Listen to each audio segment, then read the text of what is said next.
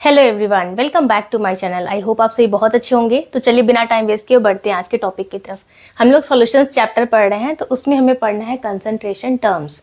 तो आज हम पढ़ने वाले हैं वेट बाय वेट परसेंटेज। तो अब ये क्या चीज़ है, इसको समझते हैं। जैसे सपोज कीजिए आपको दिया हुआ है अ सॉल्यूशन ऑफ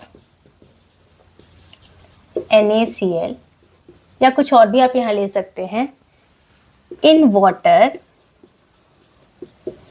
इज 10%।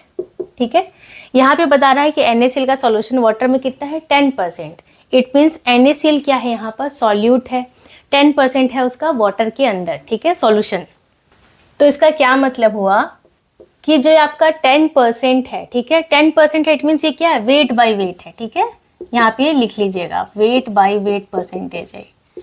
तो इसका ये मतलब हुआ कि जो 10 ग्राम आपका NaCl है वो कहाँ प्रेजेंट है, कैसे लिखेंगे, 10 ग्राम NaCl is present in 100 gram solution. 100 gram solution, उसमें आपका 10 ग्राम क्या प्रेजेंट है, NaCl। तो ये मतलब होता है वेट बाय वेट परसेंटेज का। कैसे इसको कैलकुलेट करते हैं, क्या फॉर्मूला होता है, देखिए, वेट बाय वेट परसेंटेज कैसे कैलकुलेट करते हैं। मास ऑफ, मास या वेट एक ही बात है, ठीक है, वेट ऑफ या मास ऑफ क्या है, सॉल्यूट। अब यहां पर आपका सॉल्यूट क्या था, जैसे NaCl था, अपॉन मास ऑफ या वेट ऑफ सॉल्यूशन इनटू 100। इस फॉर्मूले से आप कैलकुलेट कर सकते हैं वेट बाय वेट परसेंटेज। तो क्लियर हुई ये चीज कि अगर NaCl का सॉल्यूशन है वाटर में कितना है, वो 10%, तो इसका मतलब है कि जो 10 ग्राम NaCl है वो 100 ग्राम सॉल्यूशन के अंदर है। ये मतलब हुआ इसका बेसिकली, और ये है आपका फॉर्मूला। इसको कहीं पर नोट डाउन कीजिए, देन मैं आपको एग्जाम्पल देके और एक्सप्लेन कर देती हूँ। अब यहाँ पर एग्जाम्पल समझते हैं। सपोज कीजिए कोई क्वेश्चन दिया है आपको, 10 ग्राम सुक्रोज, ठीक है, या फिर यहाँ पे कुछ भी ले लीजिए, glucose is dissolved in 100 gram water. ठीक है, 10 ग्राम आपका सुक्रोज किस में डिजॉल्व हुआ है, 100 ग्राम ऑफ वाटर में। ठीक है, आपको क्या निकालना है, find weight by weight percentage. ठीक है, 10 ग्राम ऑफ सुक्रोज या ग्लूकोज डिजॉल्व हुआ है 100 ग्राम ऑफ वाटर में, आपको weight by weight percentage calculate करना है। कैसे करेंगे, फॉर्मूला क्या होता है हमारा, weight by weight percentage is equal to mass of solute upon mass of solution multiplied by 100। Mass of solute आपका कितना है, 10 ग्राम सुक्रोज है या 10 ग्राम ग्लूकोज है, तो ये आपका सॉल्यूट का आपका मास है, कितना है, 10 ग्राम। क्लियर है, अपॉन मास ऑफ सॉल्यूशन क्या है, 100 ग्राम। ठीक है,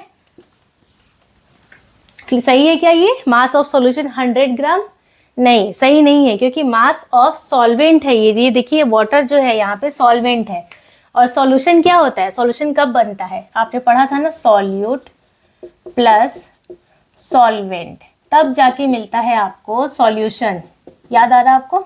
तो यहाँ पर सॉल्यूट था ये आपका 10 ग्राम, प्लस ये वाटर क्या था, सॉल्वेंट, ये था आपका 100 ग्राम, तब जाकर सॉल्यूशन बना है। कितना हो गया ये, 110। तो यहाँ पर हम क्या लिखेंगे, मास ऑफ सॉल्यूशन 100 नहीं लिखेंगे, 110 लिखेंगे। क्लियर है, इनटू 100।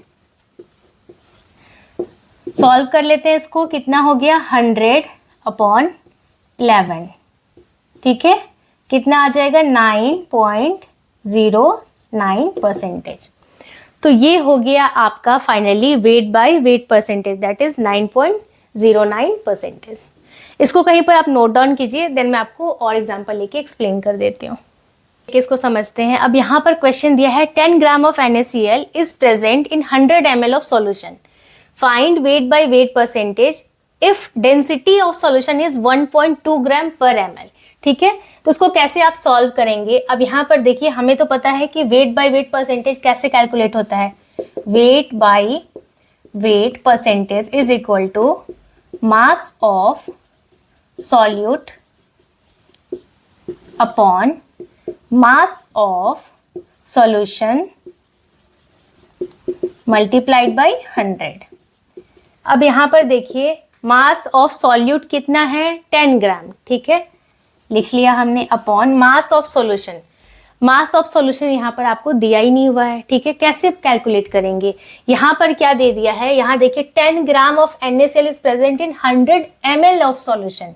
क्लियर है, वेट बाय वेट परसेंटेज निकालना है, लेकिन यहाँ पर डेंसिटी दी हुई है सॉल्यूशन की, कितनी है, 1.2 ग्राम पर ml, ठीक है, डेंसिटी दी हुई है। डेंसिटी जो होती है आपकी किससे डिनोट करते हैं इसको, रो से, ठीक है। डेंसिटी इज इक्वल टू क्या होता है, mass upon volume, mass upon volume. अब हमें क्या निकालना है, मास, तो मास इज इक्वल टू क्या हो जाएगा, डेंसिटी इंटू वॉल्यूम। अब यहाँ पर देखिए डेंसिटी कितनी हुई है, यहाँ पे 1.2 ग्राम पर ml, ठीक है। यहाँ पर अगर आप इसको निकालेंगे तो डेंसिटी है इसकी 1.2 ग्राम पर ml इंटू वॉल्यूम कितना है 100 ml, ठीक है, इंटू 100 ml। तो यहाँ पर देखिए कितना हो जाएगा ये 120 ग्राम। क्लियर है, तो हमने मास कैलकुलेट कर लिया, दैट इज 120 ग्राम। तो मास ऑफ सॉल्यूशन अब लिख देंगे यहाँ पर 120 इंटू 100। सॉल्व कर लेते हैं इसको, कितना हो गया 100 अपॉन 12, डिवाइड करते हैं 4 से, कितना हो जाएगा 25/3 यानी 8.33%, ठीक है। तो ये आ गया आपका वेट बाय वेट परसेंटेज, कितना हो गया 8.33%। कैसे कैलकुलेट किया हमने, अब यहाँ पर हमें मास ऑफ सॉल्यूशन नहीं पता था, बट डेंसिटी दी हुई थी सॉल्यूशन की 1.2 ग्राम पर ml, तो हमने इस फॉर्मूले में रखा mass is equal to density into volume. तो डेंसिटी होगी हमारी 1.2 ग्राम पर ml इंटू वॉल्यूम है हमारे पास 100 ml, तो ये हो गया हमारा 120 ग्राम मास ऑफ सॉल्यूशन। तो इसी तरीके से अगर आपको एग्जाम में क्वेश्चन आता है वेट बाय वेट परसेंटेज का, तो आपको बिल्कुल शांत होकर ठंडे दिमाग से ऐसे सॉल्व करना है, ठीक है। अगर सिंपल सा क्वेश्चन है जैसे मैंने अभी प्रीवियस क्वेश्चन कराया था, तब तो कोई बात नहीं, आप डायरेक्ट फॉर्मूले में रखिए और निकाल लीजिए आंसर। लेकिन अगर हल्का सा भी कॉम्प्लिकेटेड है कि यहाँ पे डेंसिटी वगैरह दी हुई है, तो इस फॉर्मूले के अंदर आप रख कर ही निकालेंगे। क्लियर है, so that's all for today. I hope आज का वीडियो आपको यूजफुल लगा होगा। इस वीडियो से रिलेटेड कोई सा भी डाउट आ रहा है आपके मन में, तो you can definitely ask me in the comment section. Video पसंद आया है तो इसे लाइक कर दीजिए, चैनल को अगर अभी तक सब्सक्राइब नहीं किया है तो प्लीज सब्सक्राइब कीजिए। मैं मिलती हूँ आपसे नेक्स्ट वीडियो में, तब तक के लिए take care and bye bye.